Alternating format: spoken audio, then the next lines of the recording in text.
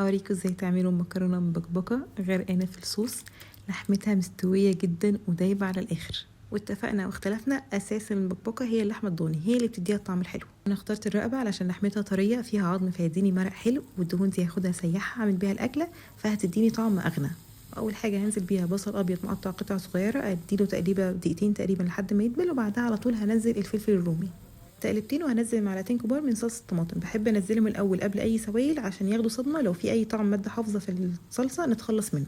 بعدين بنزل طماطم مبشوره او مقطعه قطع صغيره، والتوابل ملح فلفل اسمر بابريكا وكركم وشويه سكر، بس كده. مش محتاجين بقى نحط بهارات لحمه ولا جوز الطيب ولا كل الحاجات دي. هو المبكبكه اساسها اصلا في الخليط اللي احنا عملناه ده وقطعيه اللحمه اللي احنا استخدمناها. هضيف اللحمه بتاعتي واخليها تاخد وقتها قوي بقى انها تشوح على الجنبين وتمتزج مع كل الاطعمه للخلطه اللي احنا عملناها.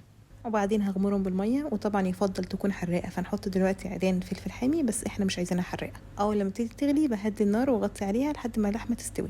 الوقت طبعا حسب قطعيه اللحمه، بس لازم اللحمه تكون مستويه قبل ما احط المكرونه. بما ان المكرونه مش من احلى الحاجات اللي بتبات، فاحنا بنحط المكرونه على كميه الصوص واللحمه اللي احنا هناكلهم النهارده بس.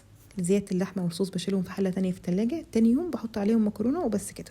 ما تنسوش تزودوا شويه ملح للمكرونه، وهنستخدم مكرونه المرمريه الصغيره خالص دي. محتاج المكرونه تكون عايمه في الصوص، لو حسيتوا ان الصوص عندكم قليل زودوا شويه ميه سخنه، وما تقلبوش فيها كتير عشان المكرونه ما تكسرش. تقريبا واحده بس كده في النص علشان نتاكد ان هي مش بتلزق في القعر. واخر تريك بتفرق جدا في الطعم، لما تكون المكرونه استوت هنزل معلقه كبيره من الشبت المفروم، وبس كده.